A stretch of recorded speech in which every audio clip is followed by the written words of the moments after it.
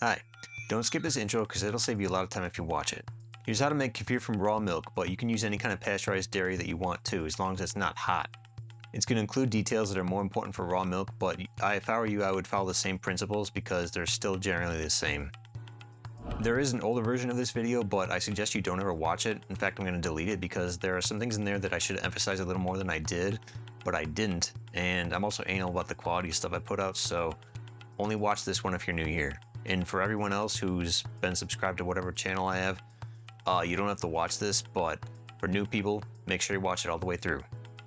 But these directions will not work for anything like soy milk or anything like that, because that stuff is literally just bean water boiled in plastic with some powdered rocks added in to make you think you're smart. As if you're getting some kind of nutrients, but you're not really.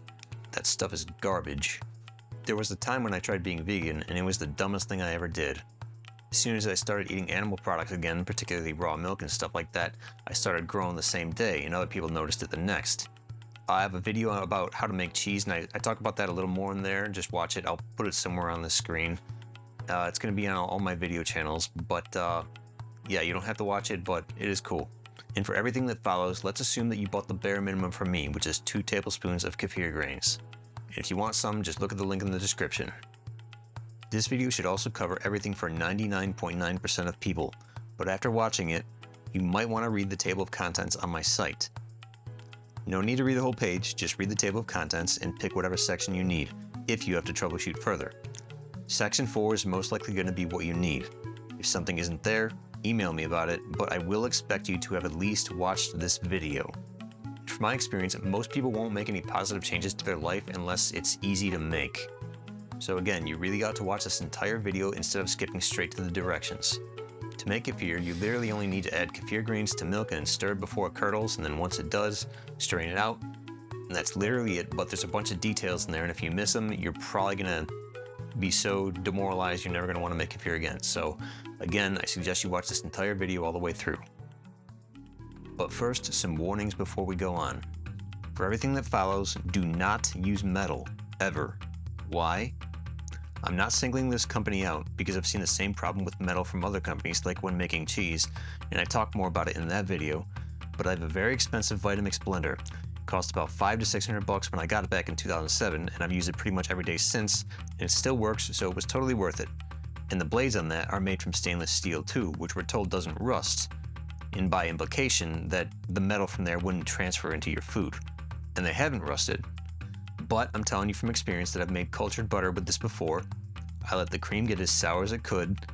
I then turned that sour cream into butter with this blender, and after that it tasted like pure metal. It was disgusting. And eating heavy metals is generally toxic and can cause dementia, Alzheimer's, and stuff like that. So I threw all that butter out. So for everything that follows, only use food-safe versions of wood, plastic, pottery, glass, or cloth like cheesecloth. Some pottery glazes can have lead in them, which is toxic, and you can say similar things for the other options I mentioned too, but make sure they're at least labeled as safe for food, because again, sour food plus metal tends to leach into your food. And that's especially true for fat. In this case, fermented fat or fermented butter. And even if something says it's food safe, always give it a smell test first, because I've seen plastic that was labeled food safe, but it smelled like toxic plastic. For those reasons, I use glass and wood the most, but I get my milk in plastic jugs, so I'm not going to be a hypocrite about using a little plastic to help me out. I just make sure it doesn't smell toxic, and I limit it as much as I can. Now here are the tools you will need. First, you're going to need kefir grains, like these, but before we go on, let's get some terms straight. These are kefir grains. They turn milk into kefir, which looks like this. As it ferments, it will separate the milk into the yellow part you see here, called whey, and this white part called the curd. This kefir has both the white curd and the yellow whey stirred up so it's nice and thick, but over time it will almost always separate. There are more details coming soon, but right now remember that the curd is white and the whey is yellow. So when you get them, strain them out in one of the strainers I'll mention soon. Keep the grains, but dump out the excess kefir coating them. If you buy your bags from me, I always pack and ship on the same day inside 4 plastic bags. The main package itself, a smaller bag inside that, and 2 smaller ones, both with double zippers inside that. so there's about 0% chance it'll leak. And the first time you open them, it might have scents that smell kind of like a mixture of vinegar, alcohol, cheese, paint thinner, kind of like acetone, or maybe even gassy, kind of like a weird fart. Everything is fine, it's all natural, there's nothing wrong, but the reason you might smell those is because kefir grains are made up of a combination of yeasts and bacteria, which makes things like vinegar, alcohol, and that acetone paint thinner type smell, especially when it's denied oxygen. When it's denied oxygen, it gets more alcoholic. None of this is going to hurt you, and it's definitely not enough to get you drunk either or even give you a buzz, but you probably will smell it. You can drink this kefir, but I suggest you strain it out because it's nasty and has been sitting in plastic for a few days from the shipping. The reason I add this very sour kefir to coat the grains with every shipment is because otherwise the grains will turn yellow from oxidation. Then people think something's wrong with them, but they're fine. The same thing will happen to yours every week in the fridge, like this, but they'll return to normal the day after you feed them. I'll get to those details later on. Now, if you look at these, you should also notice that some grains are bigger, some are smaller, and some can be longer. I've even had flat ones.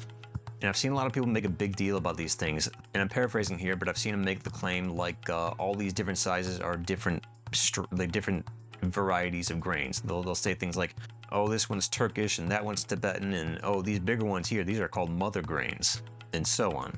And I might be wrong, but I'd say those claims are probably garbage because of what I'm about to show you.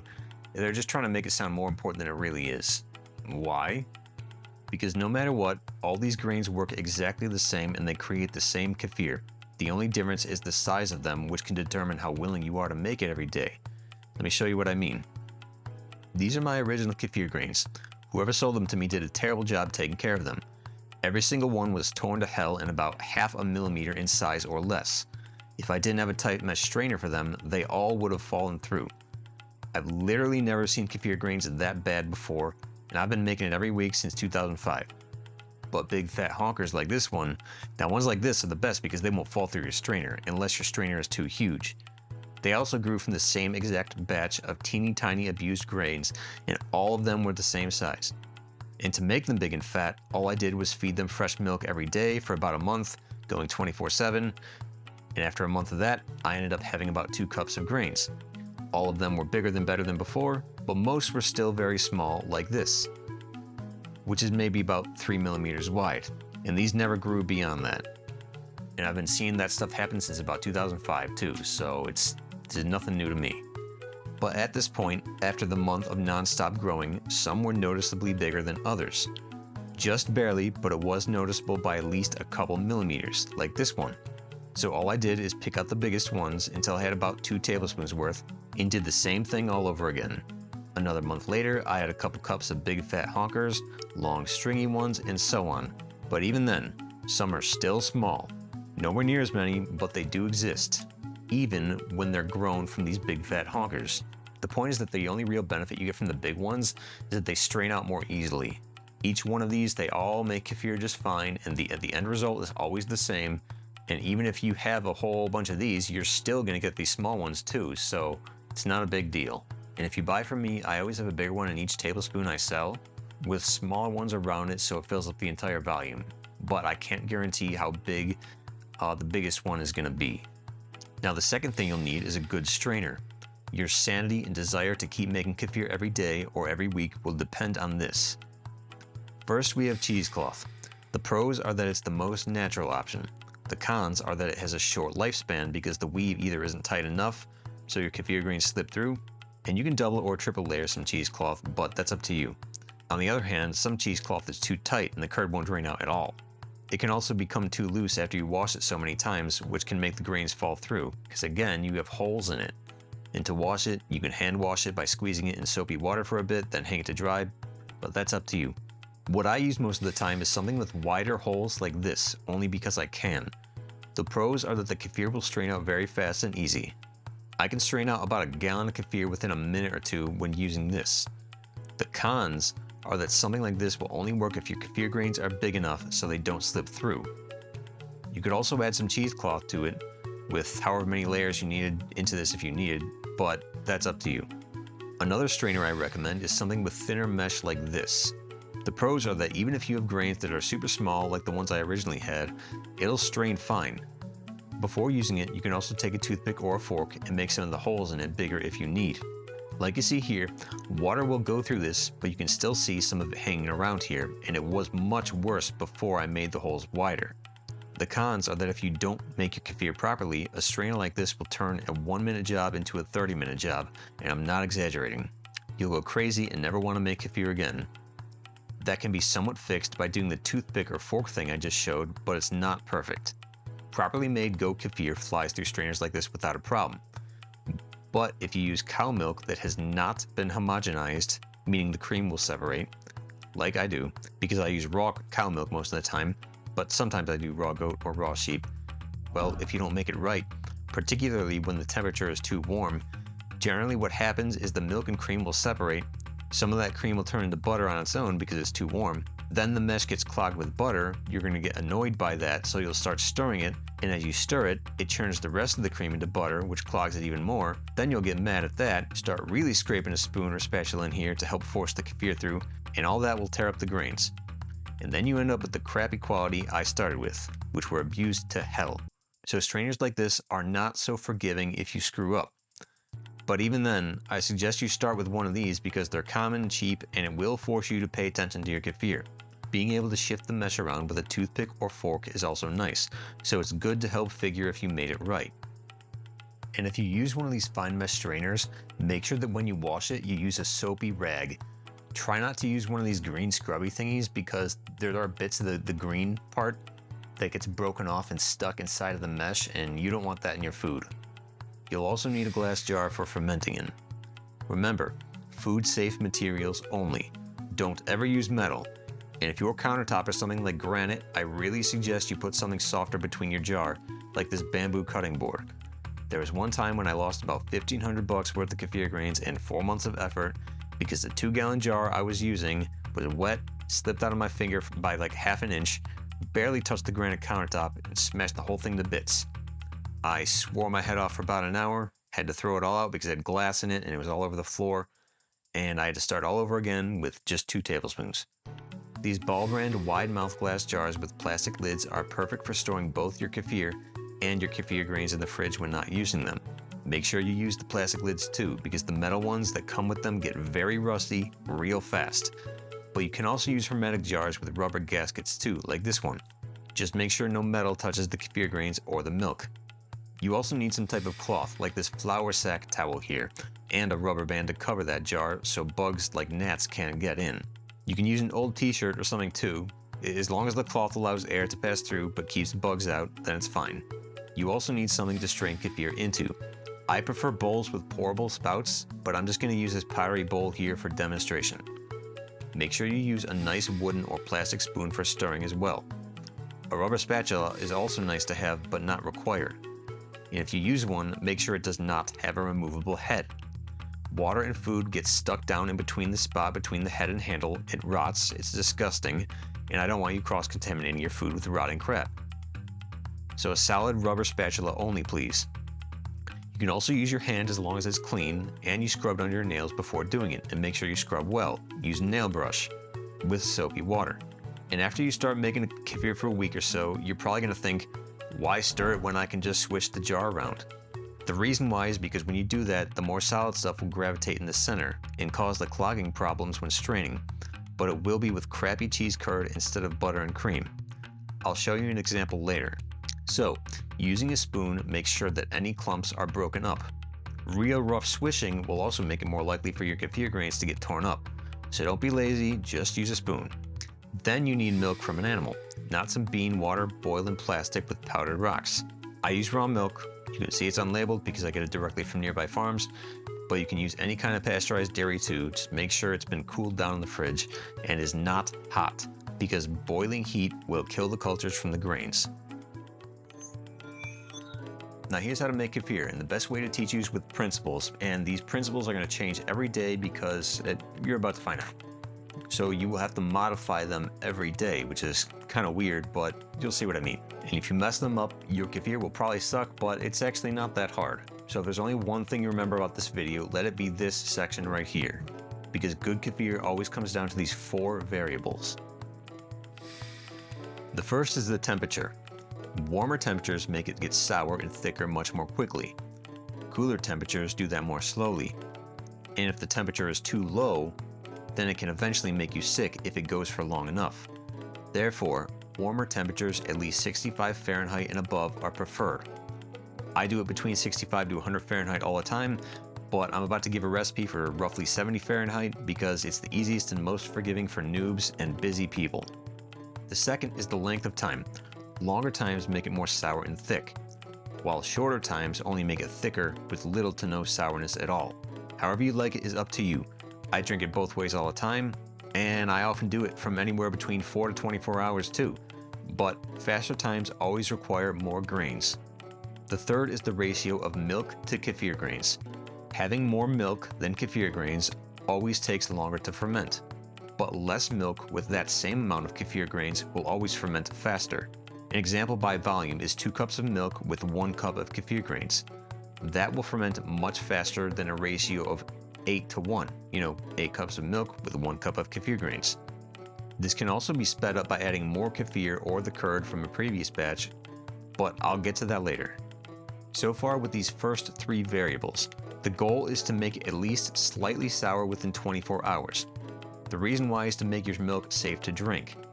This is especially important if you're making kefir with raw milk. If your milk is super fresh, this isn't really a problem because it won't go bad in a day. But if your milk is sitting around for God knows how long, at too warm of a temperature, then your risk of getting a sore throat, earache, or something similar goes way up. So if you ever do an 8-to-1 ratio, only do it with the freshest raw milk you can. Pick it up on the same day it's dropped off and store it in the coldest spot of your fridge until you're ready to use it. And if you're using pasteurized milk, I suggest you follow the same guidelines just to be safe. Again, ferment it so it's at least slightly sour within 24 hours. And the fourth variable is how often you stir it. Remember how the curd is white and the yellow is whey?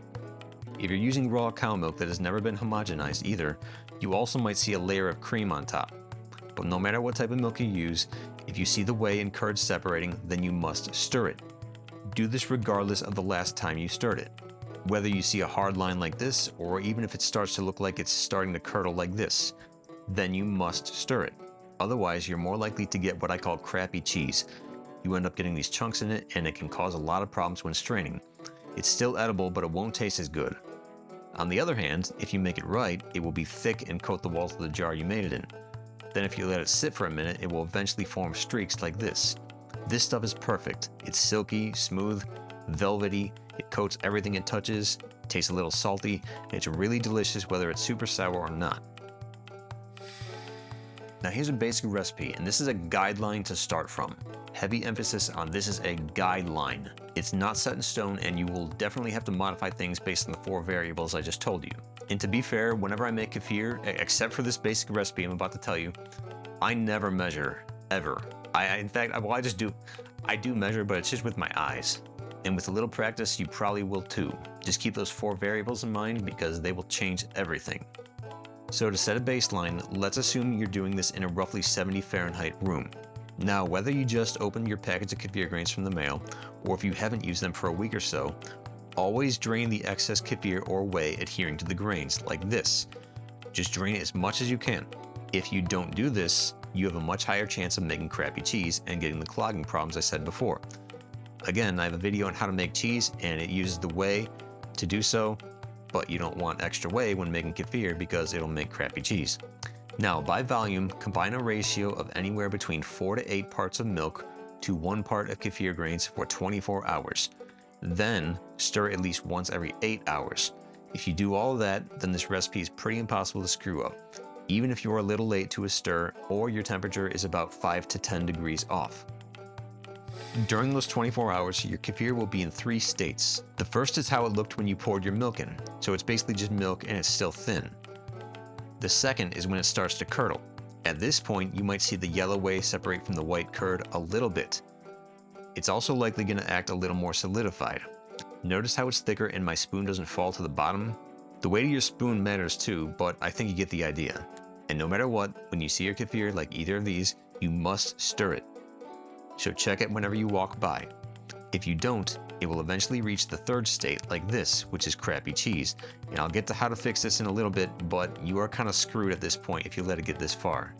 So for example, let's say you add 1 cup of milk to a 1/4 cup of kefir grains, which is a 4-to-1 ratio, or 1 cup of milk to an 1/8 cup of kefir grains, which is also 2 tablespoons, or an 8-to-1 ratio. Both ratios work fine with this example, but at 70 Fahrenheit at least, but I personally wouldn't go any lower than an 8-to-1 ratio because you run the risk of the milk going bad under certain circumstances, especially if the temperature is too cold, like under 60 Fahrenheit. If you want to know more about that, then read the table of contents on the instructions page for this and go to the appropriate section. Now remember, over the next 24 hours, the kefir will curdle and separate into white curd and yellow whey. So no matter what, regardless of the last time you stirred, if you see whey or any curdling start to happen, stir it, even if it's less than 8 hours. The point is to break it up before it separates too much. And assuming you followed the time, temperature, and ratios I gave, if you're an hour or two late for a stir, it's not that big of a deal, at least under these variables. Or even if your temperature for this is about 5 to 10 degrees warmer, like 75 to 80 Fahrenheit instead of 70. But the most important stirs are the first 2, the first at the 8-hour mark and the second at the 16-hour mark. And each time you stir, it spreads the bacteria and yeast around so it will curdle faster, meaning it can be done in less than 24 hours because your 4 variables are likely to change by that point.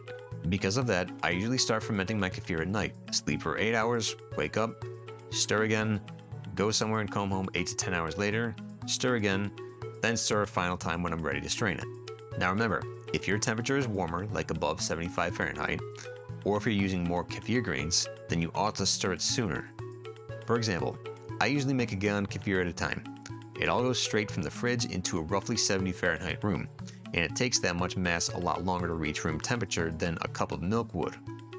But I have done this plenty of times in an 8-to-1 ratio, so I know this recipe works if the room is 70 Fahrenheit. Then when the 24 hours are up and you stir at your final time, if you swish it around the walls of the jar, it should first coat the walls. Then when you wait a minute or so, you should see it turn into streaks like this. That means it's done. And you might notice that at your first or second stir, and you can strain it there if you want. And if you made it right, even a strainer like this will work fine. Just strain it by pouring it in a little at a time and wiggling it side to side like this, or hopping it up and down depending on the type of strainer you're using. Goat milk always comes out much faster than cow, particularly with this finer mesh strainer, but no matter what, do not squeeze them or scrape them like I mentioned earlier. Also, don't fill the whole strainer up and wiggle it because you might spill it out. And that's it. As long as you ferment with it every day, there's also no need to wash the jar every day. Just put your kefir grains back in the jar, pour in more fresh milk in the same ratio, then wipe down the spots on the lip of the jar and on the outside that bugs like gnats might try to reach. Then go for it again. But if you look at the kefir on the wall of the jar, well, I've let that build up over a couple months until it was about 1 centimeter or 2 thick, and it was still safe to eat, even with raw milk. But if you do that, you just need to add fresh milk every day, you can't let it dry out, always keep it around 70 Fahrenheit, and each batch has to get at least a little sour for it to be safe to eat, even after that long at room temperature. But I do suggest scraping down the sides with a spatula every day, or at least your fingers, because any curd sticking to the walls of the jar and any excess curd adhering to the grains, well, that will throw off your timings and make the next batch ferment significantly faster. So always remember that if you see any whey or any curdling, stir it. I can't overemphasize that enough. You might have to stir it every 4 hours. It all depends on your 4 variables. And I'm sorry I don't have pictures of that, but when I let the curd build up in the walls of the jar over a couple months, as soon as I poured the next batch of fresh milk in, the milk would eventually curdle into cheese within a couple hours, and it became way too hard to control. So straining the next batch became a problem. Therefore, if you don't want to clean your jar every day, then you really need to scrape down the walls of the jar with a rubber spatula or at least your clean fingers. And that's it. I'll get to storing soon, but first some common problems you're probably going to have, and some guidelines for faster ferments like 4 to 6 hours. Here are some common problems. At the end of your ferment, once the kefir is nice and thick and you swish around the jar, if you don't see these streaks after a minute or so, then something is wrong with your 4 variables. Either the time, temperature, your milk to kefir grains ratio, or how often you stirred it. Common problems when fermenting at too high of a temperature, or if you didn't strain out enough of the excess kefir adhering to the grains before starting, will create what I call crappy cheese. You'll get these clumps of curd. This clumping can also happen if you didn't stir enough, or even at all. So always remember that if you see whey or any curdling, stir it. Your first 2 stirs are the most important. Don't let it reach the 3rd state. Really make sure you hit your first 2 stirs at a bare minimum. Another common problem is if you choose to swish kefir around instead of stirring it. The same problems can happen too. For example, this is pink Himalayan salt. It tastes really good, but I hate this stuff because of the grit. This grit does not dissolve. It's like sand and I've chomped down on it before. But if I swish this around, all the mass gravitates to the center, and it's no different with kefir. I'm using salt to show this instead of kefir because when you swish it, you're probably going to get more aggressive when compared to a spoon because swishing doesn't mix it well, and that aggression will more likely tear your grains up. And I don't want to tear my grains. So don't be lazy, just use a spoon. And as you make kefir every day, they're going to grow. That will make it ferment much faster too. So remember, if you see whey or any curdling, stir it. That is going to speed up how fast your next batch ferments. You might have to stir it in 4 hours instead of 8. But the good news is that as long as you follow this general baseline, you don't really have to worry too much about the details, because that recipe is very forgiving and easy to control. But you will have to modify it based on these 4 variables I said. And technically there are 7 variables because, like for example, the mass, if a gallon is more in a cup and it's going to take longer for that to reach room temperature than the smaller one, or the amount of kefir or curd adhering to the grains, plus how sour it is, but they all come down to those 4 variables, which is why I only said 4. So above all things, if you see any curdling or in any way, always stir it. You have to, otherwise you're gonna get crappy cheese. And finally, if you have one of these problems and you can't strain it out, get some filtered water. Spring water is preferred, but it must be filtered and cannot smell like chemicals, especially chlorine, because things like that will kill the cultures. Just put your kefir grains in that water, stir it around, and pour it in the strainer until the majority of the crappy cheese has been dissolved and is gone. You can use your fingers too. Then start your next batch.